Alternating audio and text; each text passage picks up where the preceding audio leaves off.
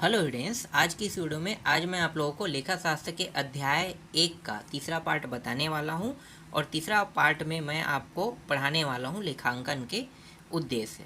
लेखांकन के दो उद्देश्य होते हैं, एक होता है सामान्य उद्देश्य होता है और दूसरे उद्देश्य को हम क्या कहते हैं, मुख्य उद्देश्य कहते हैं। मतलब सामान्य उद्देश्य और मुख्य उद्देश्य दो उद्देश्य होते हैं।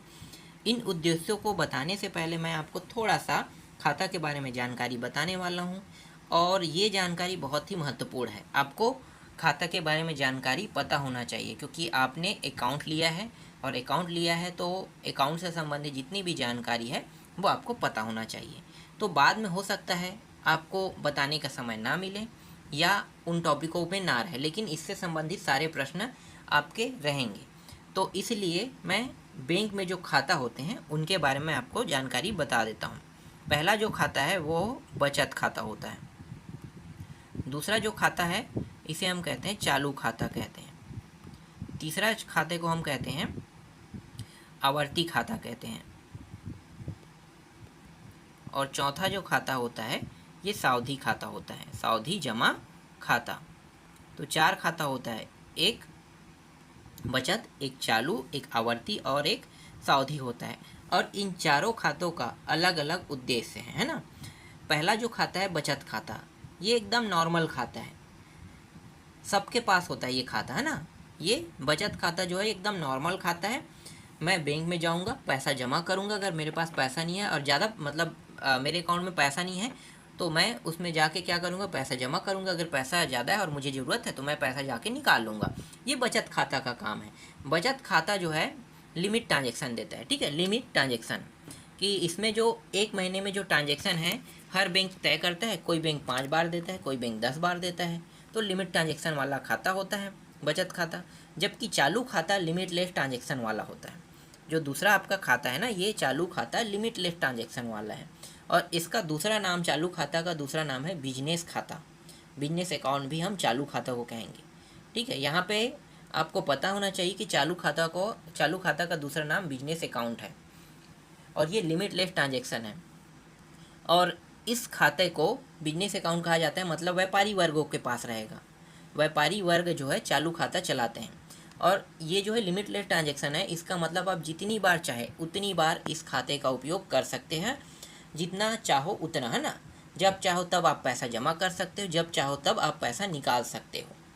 तो ये लिमिटलेस ट्रांजेक्शन वाला होता है। और इस चालू खाता में व्यापारी वर्ग बैंक को इस खाता को मेंटेनेंस करने के लिए पैसा भी देते हैं।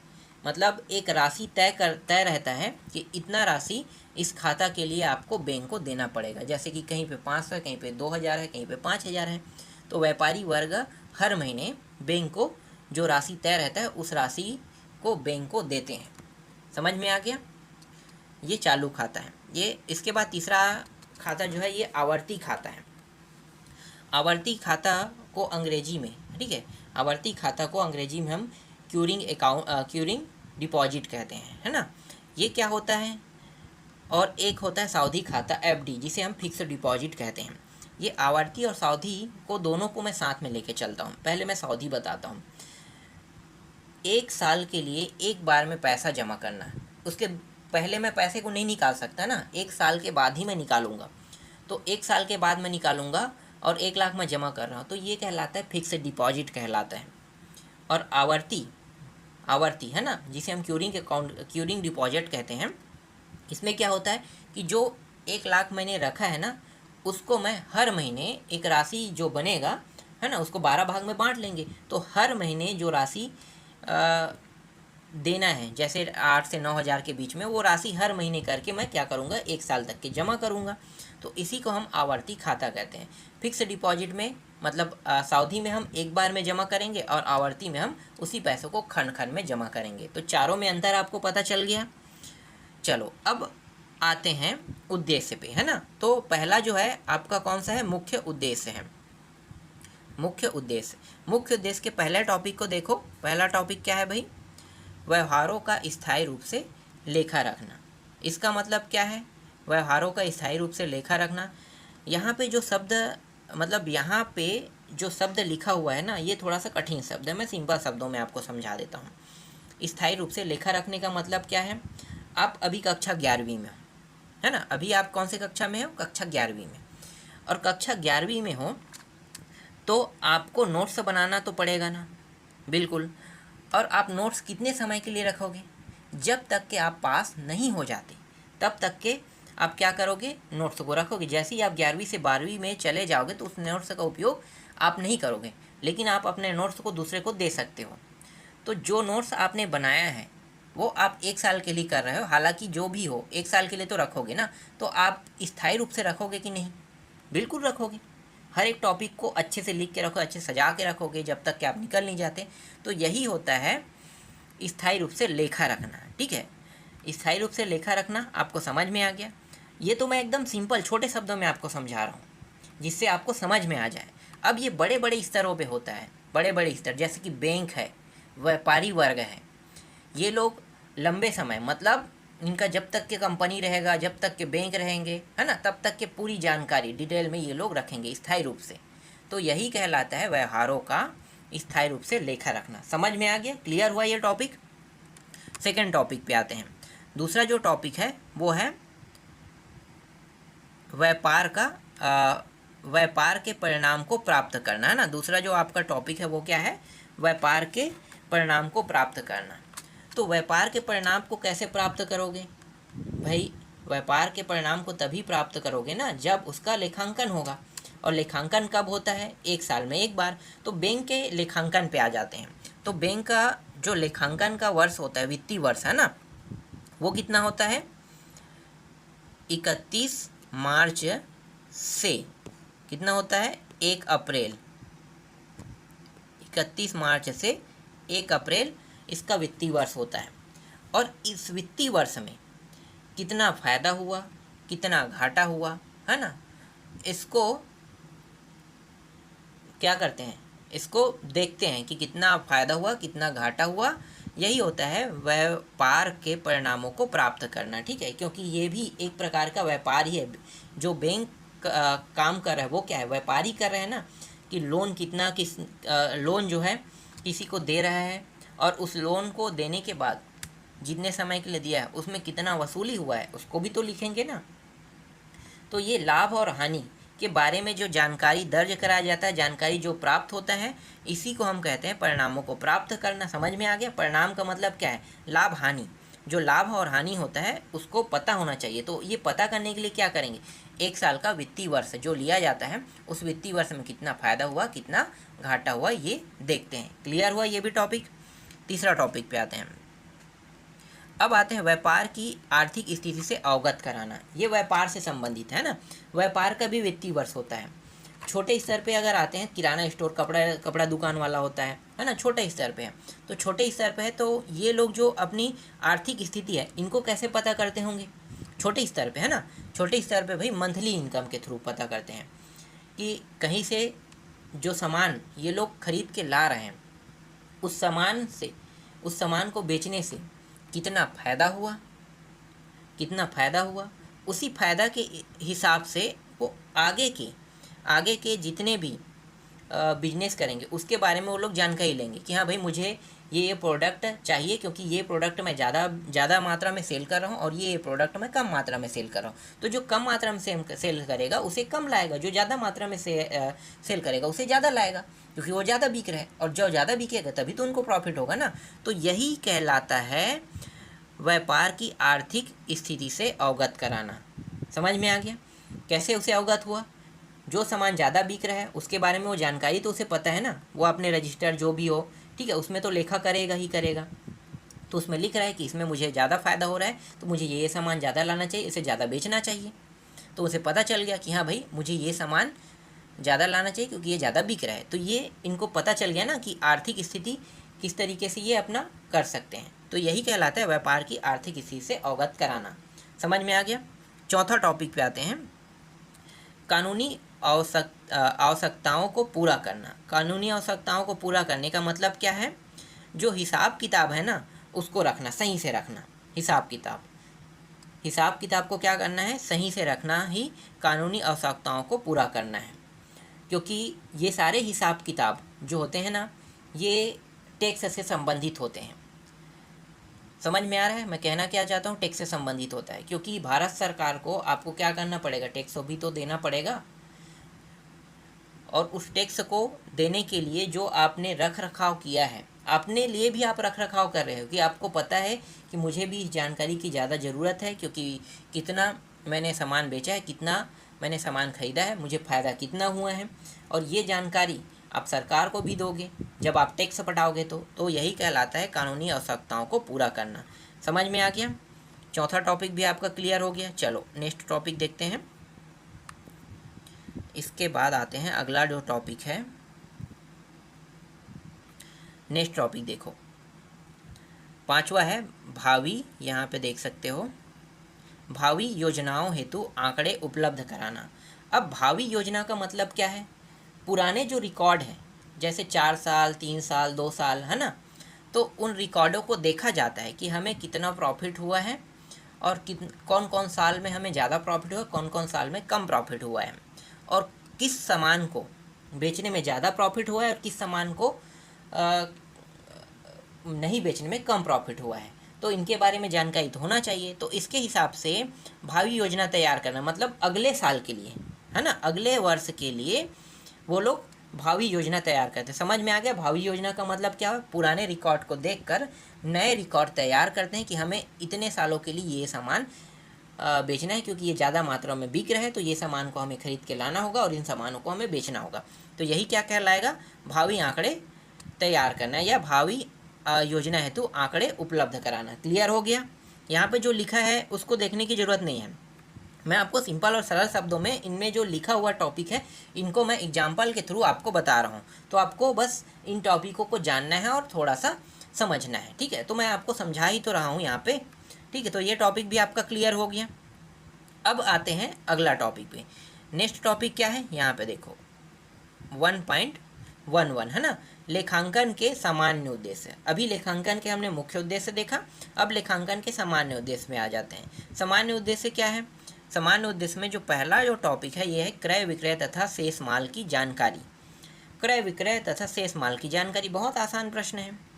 अब क्रय का मतलब क्या होगा? खरीदना, और विक्रय का मतलब क्या होता है? बेचना। तो आपने कितना सामान खरीदा और कितना बेचा, है ना, कितना सामान खरीदा और कितना बेचा, यही कहलाता है क्रय विक्रय तथा शेष माल की जानकारी, ठीक है? और इसको आप कहाँ पे लिखोगे?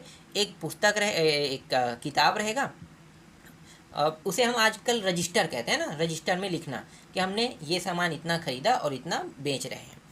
अभी तो अब सारा जो काम है वो कंप्यूटराइज हो गया है, कंप्यूटर में अब करते हैं ना, तो कंप्यूटर में किया जाता है। तो कंप्यूटर में भाई कितना सामान खरीद रहा है, कितना सामान बेच रहा है, इसको वहाँ पे लिखा जाता है, ठीक है? ये आपको समझ में आ गया? कितना सामान बेचा, कितना खरीदा और कितना सामान आपका बचा, ये जानकारी आपने उस रजिस्टर में लिख दिया, ठीक है? और रजिस्टर में लिखने को ही हम क्या कहते हैं? लेखा कह देते हैं। समझ में आ गया ये टॉपिक?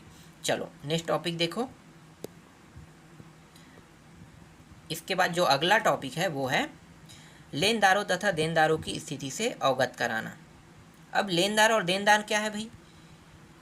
ये लेनदार और देनदार का मतलब आपको समझ में आ रहा है? लेनदार और देनदार का मतलब सिंपल शब्दों में फिर इसको भी समझते हैं, तब आपको अच्छे समझ में आएगा। साहूकार लोगों के बारे में आपको पता होगा। साहूकार लोग का मतलब क्या है? जो ब्याज पे पैसा देते हैं ना, ब्याज पे पैसा देते हैं, उसे हम साहूकार कहते हैं। तो साहूकार क्या करेंगे? जैसे मान लो मुझे पैसे की ज़रूरत है, तो मैं क्या करूँगा? कर्जा लेने जाऊँगा। किसके पास? साहूकार के पास। तो साहूकार के पास जाऊँगा तो मुझे 1 लाख की आवश्यकता है, तो 1 लाख मुझे साहूकार देगा, है ना? तो साहूकार जो दे रहा है वो लेनदार कहलाएगा कि देनदार कहलाएगा? साहूकार को हम देनदार कहेंगे। क्या कहेंगे? साहूकार को देनदार, क्योंकि वो पैसा दे रहा है ना? और ले कौन रहा है? मैं। तो मैं पैसा ले रहा हूँ, इसका मतलब मैं क्या हुआ? लेनदार हुआ। समझ में आ गया? देनदार लेनदार, ठीक है? सिंपल शब्दों में ही बता रहा हूँ मैं। तो लेनदार और देनदार आपको समझ में आ गया। अब इसकी स्थिति को अवगत कराने का मतलब क्या है? कि मुझे बीच बीच में ये बताया जाएगा कि मैंने पैसा इनसे 1 लाख रुपया निकाला है, मतलब 1 लाख रुपया मैंने लिया इनसे और मुझे इस तिथि को देना है, ठीक है? एक तिथि तय रहेगा, उस तिथि में देना है। तो मुझे 15 दिन पहले और 1 महीने पहले मुझे जानकारी दे दिया जाएगा कि आपको 1 लाख रुपया देना है और इस 1 लाख रुपये को दोगे तो इसका ब्याज इतना हुआ, इतने ब्याज के साथ आपको इस डेट में पटाना है। समझ में आ गया? और यही जो काम है ये बैंक भी करता है। बैंक क्या करता है, बैंक से जब पैसा लेने जाओगे तो 5 लाख 6 लाख या जितना भी हो आप ले रहे हो, तो उसको लेने के बाद आपको हर मंथ इस जो तारीख आपने तय किया है उस तारीख में आपको उतना पैसा आपको देते रहना है। समझ में आ गया? और इसके बारे में जानकारी कैसे पता चलेगा? अवगत कराने का मतलब ये है कि आपने जो तय किया है उस तारीख में आपको पैसा पटाना है और उसके 3 दिन और 4 दिन पहले आपको बताया जाएगा कि आपका पैसा पटाने का डेट आ गया है। आपको अपने डेट से पहले अपने अकाउंट को पहले से ही उसमें पैसा रख दिया जाए जिससे आसानी से उस पैसे को काट लिया जाए। तो ये बैंक में होता है। समझ में आ गया? वो अवगत कराते हैं।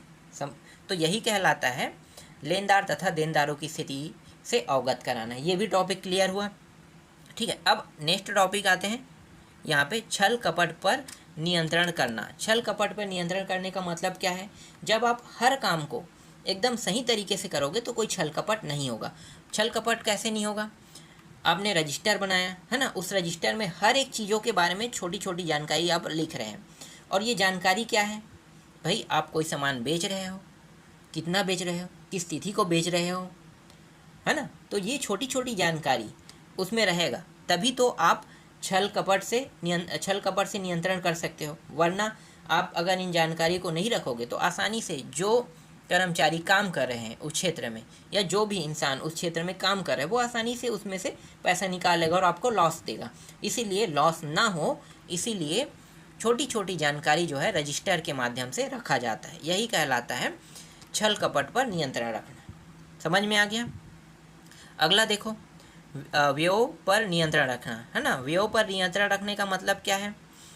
इसको एक बार मैं पढ़ लेता हूँ। ये कहना क्या चाहता है? अनेक छोटे छोटे व्यय, यद्यपि इनकी राशि कम होती है, अधिक होने पर व्यापार की बचत घट जाती है। प्रत्येक व्यय का लेखा करने पर अनावश्यक व्ययों को नियंत्रित किया जा सकता है। इसका कहने का मतलब ये है, देखो चौथा टॉपिक क्या कहना चाह रहा है मैं अब आपको बताता हूँ। व्ययों पर नियंत्रण रखना कि आप कोई भी सामान खरीद रहे हो, है ना। मैं अधिकतर यहाँ पे उद्यमी वाला ही क्षेत्र ज़्यादातर चुन रहा हूँ समझाने के लिए, क्योंकि जो अकाउंट है ना, जो आपका लेखा शास्त्र का बुक है, ये उद्यमी से ही संबंधित है, व्यापार से ही संबंधित है पूरा का पूरा। इसलिए मैं छोटे छोटे व्यापार क्षेत्र को लेकर आपको लगातार समझाते जा रहा हूँ।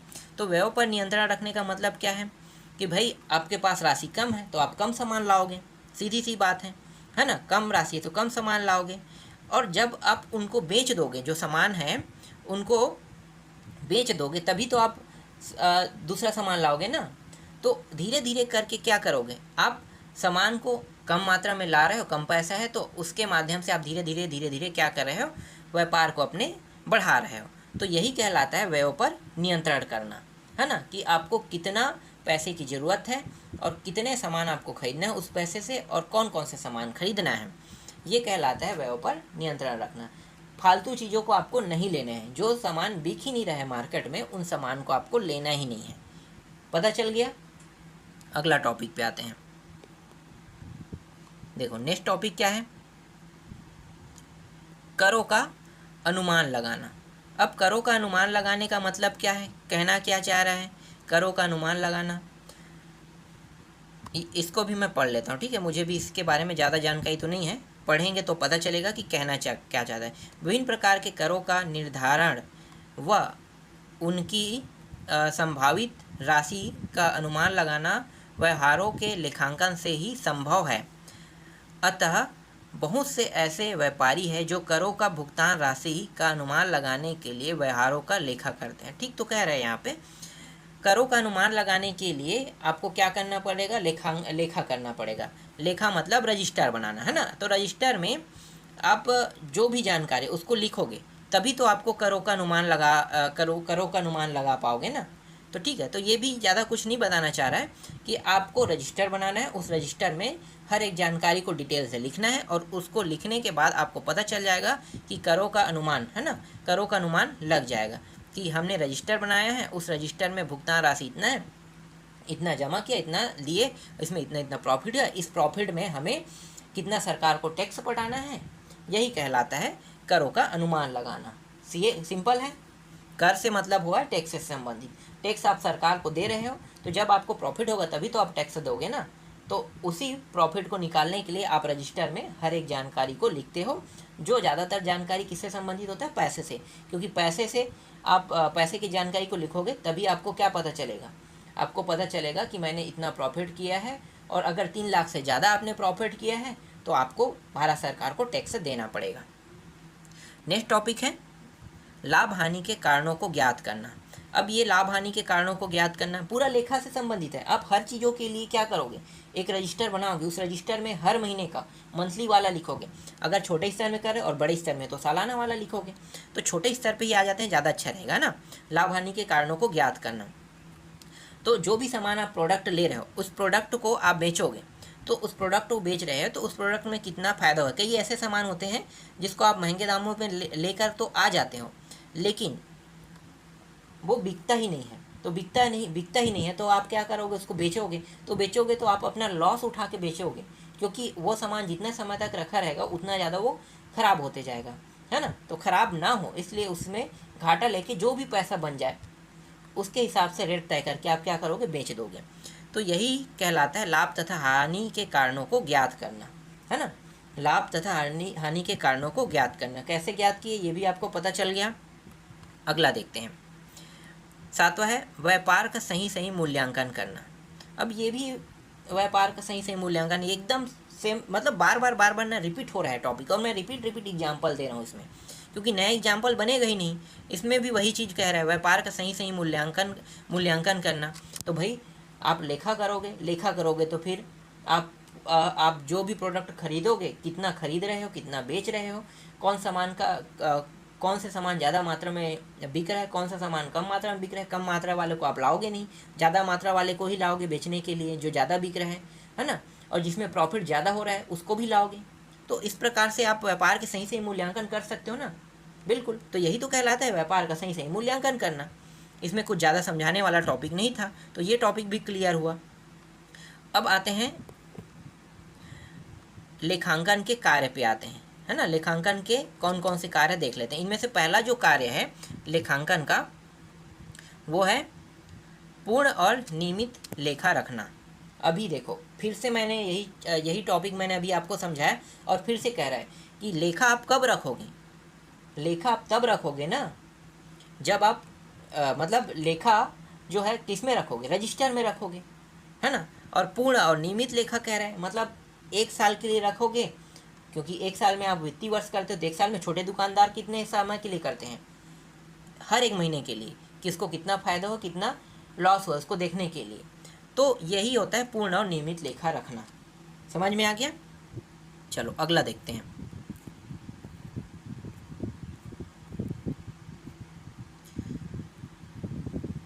देखो सेकंड टॉपिक क्या है? विभिन्न पक्षकारों को वित्तीय परिणामों की सूचना प्रदान करना। वित्तीय परिणाम मतलब पैसे से संबंधित है, और विभिन्न पक्षकार कह रहे हैं। देखो पक्ष विपक्ष आपको समझ में आ रहा है। पक्ष, अभी पक्ष और विपक्ष को आपको जानना चाहिए, जैसे कि पक्ष क्या है और विपक्ष क्या है ना। विपक्ष मतलब तुम्हारे अपोजिट रहना, और पक्ष मतलब तुम्हारे साथ रहना। तो साथ मिलकर काम करने वाले को हम क्या कहते हैं? पक्षकार कहते हैं, है ना। पक्षकार, तो पक्षकारों को क्या करना है? वित्तीय परिणामों की सूचना देना। तो अगर मैं बिजनेस कर रहा हूँ तो मैं बताऊंगा कि हमें इन सामानों की ज़रूरत नहीं है, और इन सामानों को हमें नहीं लाना है, इसमें हमारा पैसा वेस्ट हो रहा है। तो जो हमारे साथ मिल के काम कर रहे हैं उनको बताएंगे कि हाँ ऐसा ऐसा है, इसमें हमें घाटा हो रहा है और इसमें हमें फ़ायदा हो रहा है। और पक्षकार का मतलब सिर्फ यही नहीं कि साथ में मिलकर बिजनेस करना, शेयर होल्डर भी होता है ना इसमें। अब शेयर होल्डर को हम एक ही कह सकते हैं, पक्षकार ही कह सकते हैं, ठीक है, शेयर होल्डर। तो उस शेयर होल्डर को हम बताएंगे, जो हमारे कंपनी के साथ जो हमारा हिस्सेदार है ना, उनको हम बताएंगे कि हमें ये सामान में घाटा हो रहा है और ये सामान में हमें फ़ायदा हो रहा है, हमें इतना वित्तीय फ़ायदा हुआ, इतना वित्तीय का घाटा हुआ। तो यही क्या होता है? सूचनाओं का आदान प्रदान करना। समझ में आ गया? तो विभिन्न पक्षकारों को वित्तीय परिणामों की सूचना प्रदान करना, ये टॉपिक क्लियर हो गया। जितने भी तुम्हारे साथ पक्षकार है, जितने भी तुम्हारे शेयर होल्डर हैं, उन सबको आप जानकारी बताओगे। अगला है व्यवसाय की संपत्ति की सुरक्षा करना। अब भाई कोई भी रहेगा अपने व्यवसाय की संपत्ति की सुरक्षा तो करेगा ही करेगा। अब सुरक्षा करने का मतलब क्या है भाई, आप रजिस्टर बनाओगे, उस रजिस्टर में पूरी जानकारी सही से रखोगे, कहीं चोरी तो नहीं हो रहा है। देखो पुराना टॉपिक का एग्जाम्पल यहाँ पे काम आ रहा है, जो मैं आपको बताना चाह रहा हूँ वो यहाँ पे काम आ रहा है ना। तो इसके लिए क्या करोगे भाई, सही सही से आप पूरे के पूरे जानकारी एकदम रजिस्टर में रखोगे। उसी को हम क्या कहते हैं, रजिस्टर में रखना लेखा कहलाता है। तो आप सही से रखोगे तो यही कहलाता है व्यवसाय की संपत्ति की सुरक्षा करना। समझ में आ गया। इसके बाद है नेक्स्ट जो टॉपिक है आपका प्रबंध को सहायता प्रदान करना। ये प्रबंध को सहायता प्रदान करने का मतलब क्या है, इसे पढ़ना पड़ेगा। चलो पढ़ के देख लेते हैं। सही समय पर सूचना प्रदान द्वारा लेखांकन प्रबंधकों को उनके नियोजन, नियंत्रण और निर्णय करने के कार्य में सहायता प्रदान। हाँ ठीक है। प्रबंध मतलब हो गया जैसे कि एक कंपनी है, उस कंपनी के कई मतलब कई सेंटर हैं, तो कई सेंटर है तो उसमें क्या होगा, मैनेजर तो बैठेगा है ना, प्रबंधक तो बैठेगा। जैसे बैंक में प्रबंधक बैठता है स्टेट बैंक ऑफ इंडिया है ना, पंजाब नेशनल बैंक है, बहुत सारे बैंक हैं। तो हर बैंकों के कई छोटे छोटे स्टाफ हैं, उन छोटे छोटे स्टाफों को प्रबंध करने के लिए प्रबंधक बैठते हैं, जिसे हम आज के ज़माने में क्या कहते हैं, अंग्रेजी में हम बोलते हैं प्रबंधक बोल देते हैं, या अंग्रेजी में हम क्या कहते हैं, मैनेजर कहते हैं ना। तो मैनेजर तो रहता है, तो उस मैनेजर को बताया जाएगा कि आपको कौन कौन से कार्य करना है और किस तरीके से कार्य करना है। तो यही कहलाता है प्रबंध को सहायता प्रदान करना। मतलब मैनेजर को क्या करना है, मैनेजर को सहायता देना है कि किस तरीके से आपको करना है, कैसे कैसे करना है, कौन कौन से काम करना है। ये सारी चीज़ें उसके ऊपर वाले जो है ना वो उनको बताया जाएगा। इस प्रकार से वो लोग प्रबंध करते हैं। ये भी टॉपिक क्लियर हुआ। ट्रस्टी का कार्य। अब यहाँ पे देखो नेक्स्ट जो टॉपिक आ गया ट्रस्टी का कार्य। ट्रस्टी का कार्य तो भाई कोई कंपनी किसी को दायित्व देगा, तो जो ट्रस्टी वर्दी मतलब जो ट्रस्टी कंपनी है, देखो छोटे और कंपनी आते हैं ना, छोटे और कंपनी आती है या ट्रस्ट लोग होते हैं, उनको ही मुख्य पदों में बैठाया जाता है। तो यही कहलाता है ट्रस्टी का कार्य। ठीक है, ट्रस्टी और ट्रस्टी का नहीं ट्रस्टी कहलाता है। अब ट्रस्टी के कार्य पे आते हैं। तो ट्रस्टी का कार्य क्या होता है कि जो काम इसके ऊपर हाई लेवल के लोग जो बताते हैं उन कार्यों को करेगा। ये समझ में आएगा। जैसे मैनेजर क्या कर रहे हैं, मैनेजर जो है, जैसे मैनेजर बैठा हुआ है तो उसके ऊपर वाले जो है उनको मैनेजर बना के इसीलिए तो भेजा है ना कि तुम ट्रस्टी हमारे लिए ट्रस्टी व्यक्ति हो, और ट्रस्टी व्यक्ति हो तो तुम्हारा काम है कि सही से ट्रस्टी कार्य को भी कराना। मतलब जो जो काम हम आपको देंगे वो काम में सही से कराना। यही कहलाता है ट्रस्टी का कार्य, है ना। ट्रस्टी को कार्य देना मतलब जो व्यक्ति है वो ट्रस्टी है और उस ट्रस्टी को ही उनको कार्य दिया जाता है। तो ट्रस्टी का कार्य, और उसे बताया जाता है कि कौन कौन से कार्य को करना है तुम्हें। इसके बाद नेक्स्ट टॉपिक है, देखो अगला टॉपिक जो है ये है वैधानिक आवश्यकताओं को पूरा करना। वैधानिक आवश्यकताओं को पूरा करने का मतलब क्या है, ये टैक्स से संबंधित है। वैधानिक मतलब टैक्स से संबंधित। तो ये टैक्स वाला क्या है, देखो एक तो होता है क्रय होता है, एक होता है विक्रय होता है। यहाँ पे देखो मैं आपको बताता हूँ, देखो यहाँ पे लिखा हुआ है क्रय होता है और यहाँ पे विक्रय लिखा हुआ है। क्रय का मतलब आपको पता है, क्रय का मतलब होता है किसी सामान को खरीदना, है ना। खरीदने को हम कहते हैं क्रय कहते हैं। ठीक है, जैसे मैं कोई सामान खरीद रहा हूँ तो मैं क्या करूँगा, मैं क्रय कर रहा हूँ। और विक्रय का मतलब क्या है, मैं बेच रहा हूँ, सामान को बेचना कहलाता है विक्रय। तो क्रय सामान को जब मैं खरीदूँगा, तो क्रय सामान को खरीदूँगा तो उस समय मैं टैक्स दूंगा।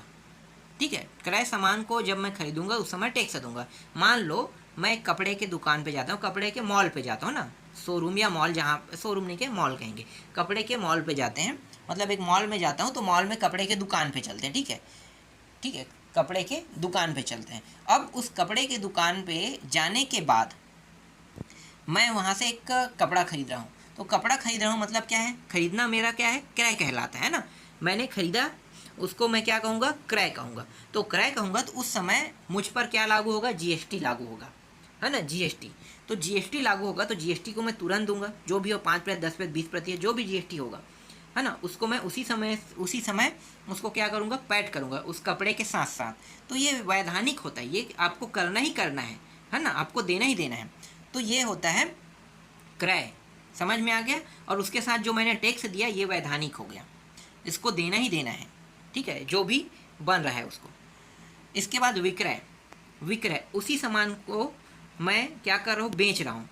तो बेच रहा हूँ तो जो टैक्स मैंने दिया है, ठीक है, जो टैक्स मैंने दिया है उसको भी तो मैं उसके साथ इंक्लूड करूँगा ना, तो इंक्लूड करके मैं उसको बेचूँगा, ठीक है, इंक्लूड करके क्या कर रहा हूँ, बेच रहा हूँ। तो मान लो मैंने 1000 में कपड़ा खरीदा और 1000 में कपड़ा खरीदा और 20% टैक्स, मतलब 200 रुपये का पड़ा, तो 1200 रुपये का वो कपड़ा आपको पड़ा, है ना। तो विक्रय जब मैं बेचूंगा तो 1200 रुपये बेचूंगा। अगर मुझे फ़ायदा कमाना है, किसी को पसंद आ गया तो वो कपड़ा खरीदना चाहता तो वो मुझे ज़्यादा देगा, है ना, तो ज़्यादा देगा तो मैं उनसे अब क्या करूँगा, टैक्स ले सकता हूँ कि भाई इसके प्रति इसमें इतना टैक्स लगा है, मुझे टैक्स दे सकते हो, या आप चाहो तो उसको उसी रेट में भी बेच सकते हो। लेकिन 1200 मतलब 1200 या कह सकते हो 1200 रुपया, है ना। तो ये आप उतने में आप बेच सकते हो। तो क्रय आपको समझ में आ गया, क्रय का मतलब खरीदना होता है और विक्रय का मतलब बेचना होता है। और वैधानिक जो आवश्यकताओं को पूरा करना है ये टैक्स से संबंधित है। तो आपको कितना टैक्स पड़ा, मतलब कितना टैक्स आपने दिया, ये वैधानिक से संबंधित है। क्लियर होगा। और ये कर जो है 2 प्रकार के होते हैं ना, करों के बारे में भी मैं बता देता हूँ। कर होता है, एक अप्रत्यक्ष कर होता है और एक होता है प्रत्यक्ष कर होता है। यहाँ पे मैं आपको बता देता हूँ प्रत्यक्ष, ये भी बहुत इम्पोर्टेंट है। प्रत्यक्ष और एक होता है प्रत्यक्ष, ठीक है, 2 कर होते हैं, एक प्रत्यक्ष कर, ये अप्रत्यक्ष कर। प्रत्यक्ष कर क्या होता है, प्रत्यक्ष कर जैसे कि अभी आपने जीएसटी पटाया है ना, तो आपको डायरेक्ट दिख गया कि आपने कितना कर पटाया, है ना, तो ये कहलाता है प्रत्यक्ष कर कहलाता है। जो आप सीधे सीधे कर पटा रहे हो वो प्रत्यक्ष होता है, जो आपको दिखाई दे रहा है। लेकिन अप्रत्यक्ष कर कभी भी आपको दिखाई नहीं देगा।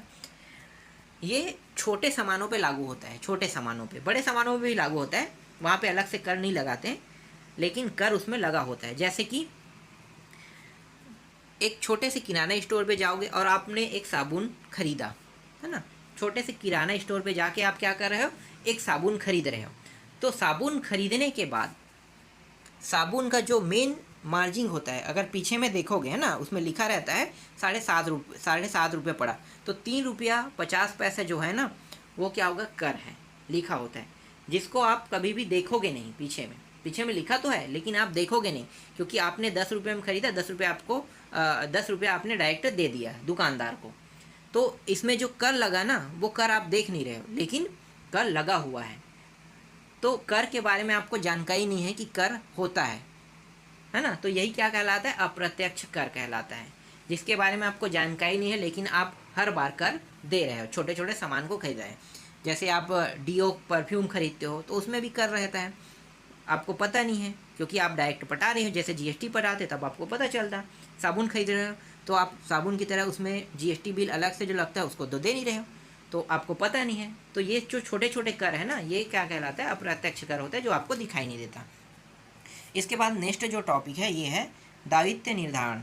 अब दायित्व निर्धारण कोई बड़ा टॉपिक नहीं है, ये जितने भी संस्थाएं हैं, संस्थाओं का एक काम होता है, उस काम को उसे करना एकदम अनिवार्य होता है, यही कहलाता है दायित्व निर्धारण कहलाता है।